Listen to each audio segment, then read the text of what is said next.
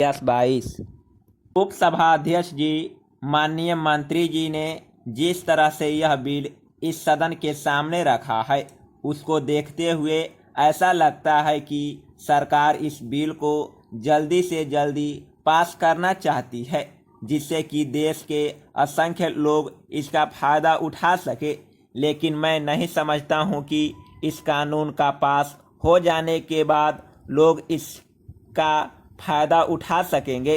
इसका कारण यह है कि जिस तरीके से इस बिल की धाराएं हैं, उनमें कई बातें स्पष्ट नहीं होती। खास तौर पर मैं समाज के सबसे निचले वर्ग की बात करता हूं।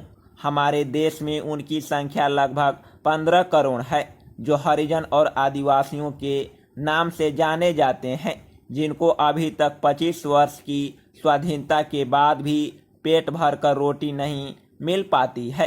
मैं इस बात से सहमत हूं कि इस देश में गरीबी है, लेकिन उसका कारण क्या है, इस बारे में कभी भी पूरी तरह से विचार नहीं किया गया।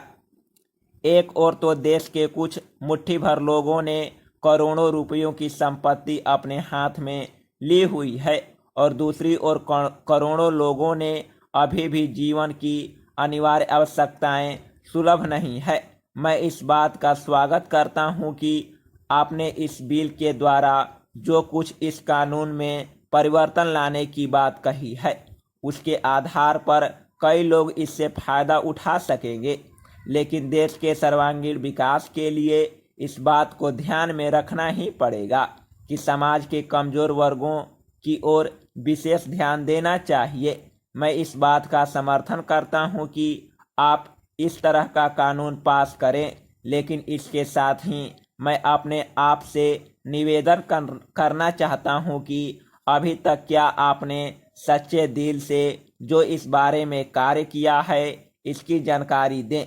अगर सभी लोग अपने हृदय पर हाथ रखकर गरीबों की भलाई के लिए सोचे, तो इस देश से गरीबी सिर पर पैर रखकर भागती नजर आएगी।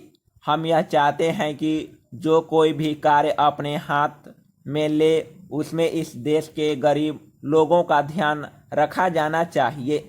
जिस देश में गरीब गरीब होता है और अमीर अमीर हो जाता है, वहाँ पर कभी भी उन्नति नहीं हो सकती, और एक न एक दिन वहाँ पर क्रांति की चिंगारी फूट सकती है। इस देश में पिछड़ी जातियों के लोगों की संख्या 1/4 है। ऐसी परिस्थिति में इस देश से छुआछूत और छोटे बड़े के भेद को खत्म करना होगा। अस्पृश्यता निवारण अधिनियम के द्वारा आपने कुछ हद तक इस देश में छुआछूत मिटाई है, लेकिन मैं आपसे अनुरोध करना चाहता हूं कि इसकी जड़ें इस देश में बहुत गहरी है। अतः जिस तरीके से भी संभव हो, उनकी जड़ों को ही खत्म कर देना चाहिए। तभी इस देश में सच्चे अर्थ में समानता और संपन्नता आ सकती है। इतना ही मुझे निवेदन करना है।